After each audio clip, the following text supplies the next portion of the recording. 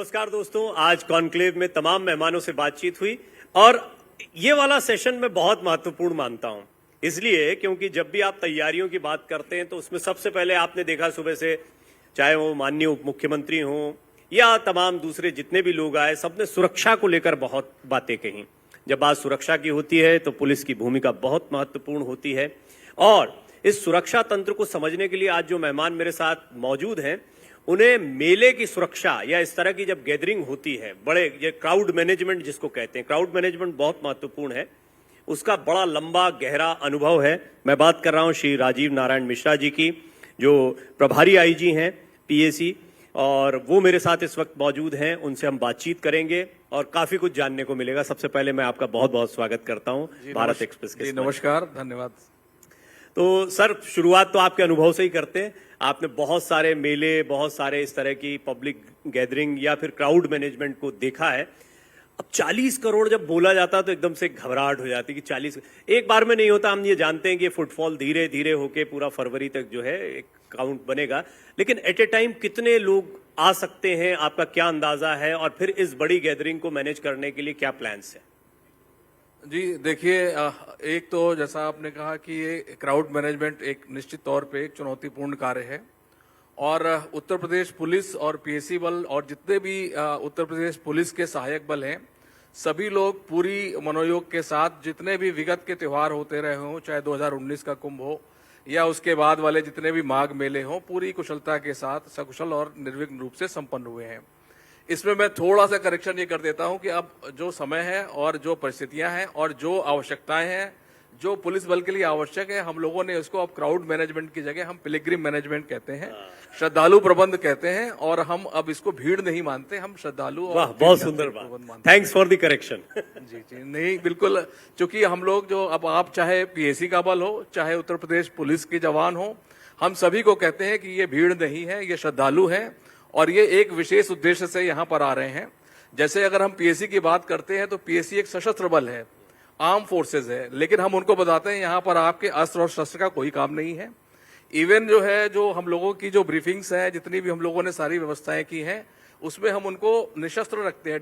डंडे की भी आवश्यकता नहीं है, सिवाय सीटी के और हाथ जोड़ने के, और जो हमारा माउथ पीस है, लाउड स्पीकर्स हैं, जो हैंड स्पीकर्स हैं, उनके माध्यम से हम श्रद्धालुओं के साथ संवाद स्थापित करते हैं। और जो उद्देश्य है, अगर पीएसी बल की बात करें या और अदर जो हमारे फोर्सेज हैं, जिसमें कि सिविल पुलिस के लोग होते हैं, यातायात पुलिस के लोग होते हैं, घुड़सवार पुलिस के लोग होते हैं, बॉम्ब डिस्पोजल स्क्वाड्स है, इंटेलिजेंस की यूनिट्स हैं, एलआईयू की यूनिट्स हैं, महिला पुलिस बल है, तो सबसे जो है वो हम लोग का ट्रेनिंग का भी पार्ट है और हम लोगों की सिखलाई भी है। और खासकर जब पिलग्रिम मैनेजमेंट की बात आती है तो हम सबसे कहते हैं कि संवाद जो है आपको विनम्रता के साथ हाथ जोड़कर करना है, और यहाँ पर किसी ना शस्त्र की जरूरत है ना अस्त्र की। इसका मतलब एक लाइन में ऐसे समझें कि आप लोग अपनी भूमिका को बहुत लिमिटेड रखते हैं, है बहुत महत्वपूर्ण। आपकी मौजूदगी अपने आप में बहुत कुछ कर जाती है, लेकिन आपकी भूमिकाओं को आपने सीमित कर रखा है, उसका इस्तेमाल बहुत नहीं होना। जी बिल्कुल, जहां पर देखिए दोनों तरह का पुलिस का कार्य है। पुलिस का कार्य उसी तरह का है जैसे कि नारियल है। नारियल को आप जब देखिए तो बाहर से, अंदर से कितना कोमल है और बाहर से कठोर है। तो अगर इस प्रकार के कोई लोग हैं जो कि किसी प्रकार की असामाजिक स्थिति, कोई अराजकता, कोई विध्वंसक गतिविधियों को कोई कंडक्ट करना चाहेगा, तो उसके लिए उसके भी बंदोबस्त जो है वो उत्तर प्रदेश पुलिस ने पूरे सारे दल बल के साथ कर रखा है। तो किसी भी प्रकार की, जहां तक श्रद्धालु की बात है, तो हमें पूरी विनम्रता के साथ आना है। जहां पर अगर कोई ऐसे अराजक तत्व, असामाजिक तत्व, विध्वंसकारी घटनाओं को कारित करने के उद्देश्य से कोई अगर प्रकट होता है, तो उसके साथ उसके अनुरूप हमको सख्ती से निपट के आना है। हमारे सहयोगी अभिषेक ने आपके लिए कुछ सवाल जो है वो तैयार कर रखे हैं, वो पूछेंगे, लेकिन उससे पहले मुझे एक छोटा सा सवाल मेरे जहन में आ रहा है। सबसे अहम होता है जब भी सुरक्षा की दृष्टिगत कोई चीज देखी जाती है, स्क्रीनिंग, यानी पहले से चीजों को चिन्हित कर लिया जाए। अब हम देखते हैं आधार की वजह से हम कई जो रजिस्ट्रेशन हो रहे हैं, डिजिटाइजेशन से बहुत कुछ चीज स्क्रीन हो जाती हैं। ये स्क्रीनिंग कितनी इंपॉर्टेंट है और कितने फेजेस में किस तरीके से आप इसको कर रहे हैं ताकि श्रद्धालुओं को असुविधा भी ना हो और सुरक्षा भी माकूल रहे? देखिए, ये जो आपका प्रश्न है, चूंकि मेरे जुरिडिक्शन से बियॉन्ड है, लेकिन हम सामान्य, चूंकि आपने प्रश्न रखा है और सारे दर्शक भी जुड़े हुए हैं, तो बियॉन्ड जुरिडिक्शन भी मैं केवल एक सजेशन के तौर पे बताता हूँ कि स्क्रीनिंग जो है हम लोग सारे इसके मल्टी लेवल्स हैं, और अगर कोई आदमी आ रहा है, अगर आता है तो हम लोग फिजिकल वेरिफिकेशंस करते हैं और फिजिकल चेकिंग भी करते हैं, डॉक्यूमेंट वेरिफिकेशन भी करते हैं। कोई सस्पेक्टेड है, अगर उसका आधार है तो हम इमीडिएटली उसके आधार के साथ उसको वेरीफाई कर सकते हैं। जो अभी जो जितनी भी व्यवस्थाएं की है उसमें 7 लेयर सिक्योरिटीज का जो है प्रोविजन किया गया है। ओरिजिन से जब आदमी यहाँ तक आता है तो उसको अलग अलग लेवल की सिक्योरिटी से गुजरना है।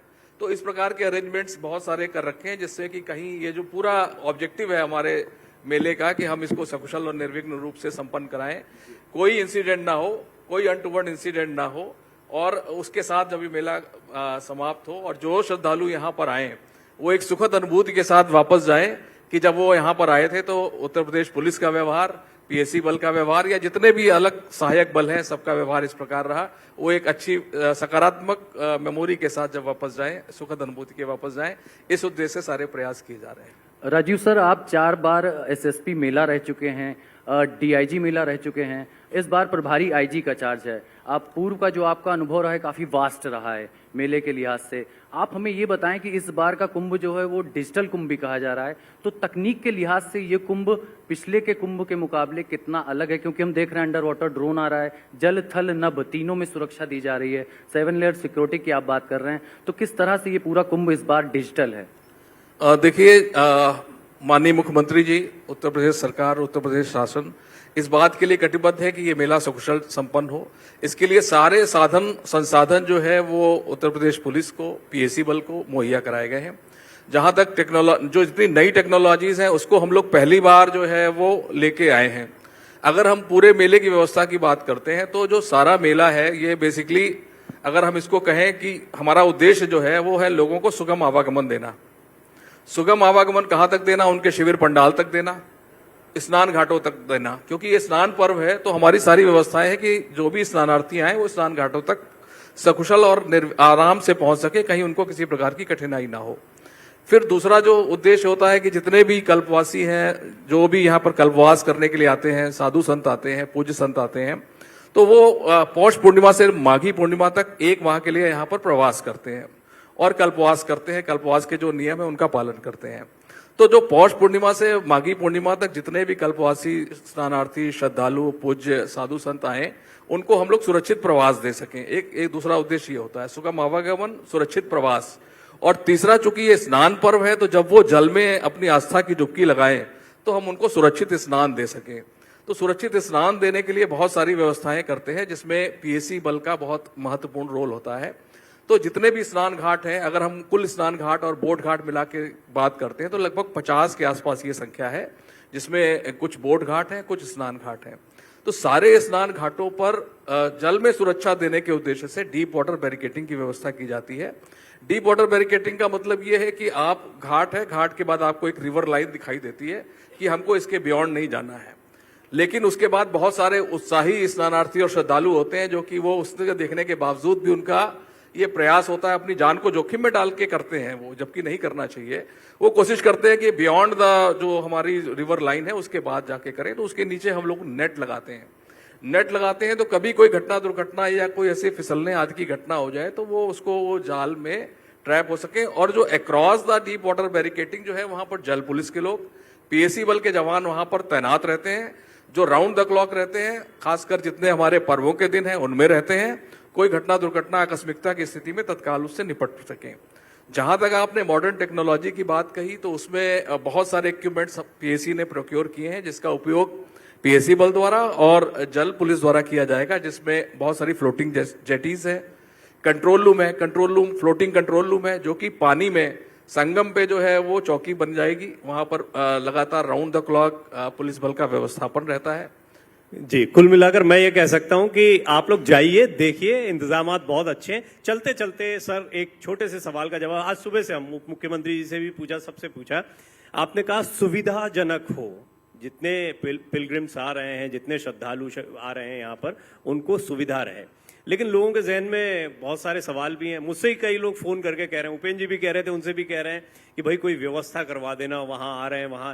तो ये ऐसी लोगों की जो अगर सोच है तो उनको थोड़ा सा बताएं, कॉन्फिडेंट करें कि भैया आइए, यहाँ पर आराम से जाएंगे, आप ही के लिए मेला है और यहाँ पर इस तरह की कोई परेशानी नहीं होगी कि आपको पुलिस रोक रही है या आपको अगर रजिस्ट्रेशन की भी दिक्कत है तो वहां भी कैंप्स बनाए गए। इसी से जुड़ा सर ये भी सवाल है कि अगर कोई श्रद्धालु आता है तो माननीय मुख्यमंत्री योगी आदित्यनाथ ने कहा था कि 1 किलोमीटर से ज्यादा उसे पैदल यात्रा नहीं करनी पड़ेगी, तो इसके लिए किस तरह का आप लोगों ने व्यवस्था किया, इंतजाम किए गए?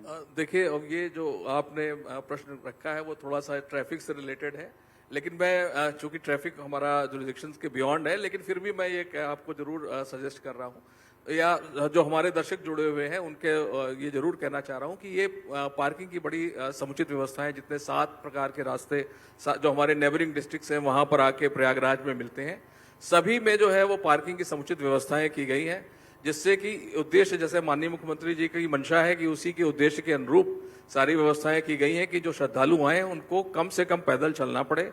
जो उसी के लिए बहुत सारी पार्किंग्स मेले क्षेत्र के बाहर चिन्हित की गई हैं, जिसमें कि लोग अपने वाहनों को वहां पार्क कर सकें और पार्क करके सुगमता से स्नान घाटों तक जाकर अपने उद्देश्य की प्राप्ति कर सकें। यानी कोई परेशानी नहीं है, आइए, आप ही की सुविधा के लिए पुलिस बिल्कुल है। हम सभी को उत्तर प्रदेश पुलिस की तरफ से उनका प्रतिनिधि के रूप में मैं सभी जितने भी श्रद्धालु हैं, जो दर्शक हैं, सभी को आमंत्रित करता हूं कि वो आएं और कुंभ में स्नान करें और पुण्य के भागी बने। बहुत बहुत धन्यवाद सर, आपको सैल्यूट है और आप लोग बहुत अच्छा काम कर रहे हैं, क्योंकि सुरक्षा सबसे ज्यादा महत्वपूर्ण है जब पिलग्रिम मैनेजमेंट चल रहा हो। एक क्राउड मैनेजमेंट जो है, अब इसको मैं भी हटाऊंगा अपनी, मैं साइकोलॉजी का स्टूडेंट हूं तो वो हमको पढ़ाया भी जाता है, बड़ा इंपॉर्टेंट माना जाता है। लेकिन देखिए, यहाँ पर भीड़ को मैनेज नहीं किया जा रहा, यहाँ श्रद्धालुओं का स्वागत किया जा रहा है और इसके लिए आप बधाई के पात्र हैं।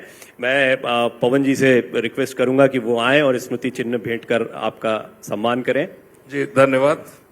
बड़ा अच्छा काम यहाँ पर उत्तर प्रदेश पुलिस कर रही है, पीएसी कर रही है और ये एक बहुत सुंदर चर्चा रही आज कॉन्क्लेव में। ये एक बहुत महत्वपूर्ण बिंदु मैं इसलिए मानता हूँ क्योंकि जब इस तरह के बड़े कार्यक्रम होते हैं जिसको आप विश्व का सबसे बड़ा आयोजन कह रहे हैं, तो वहाँ पुलिस की जो चुनौतियां हैं, पुलिस का कार्य जो है सबसे महत्वपूर्ण होता है। आपका एक बार फिर धन्यवाद।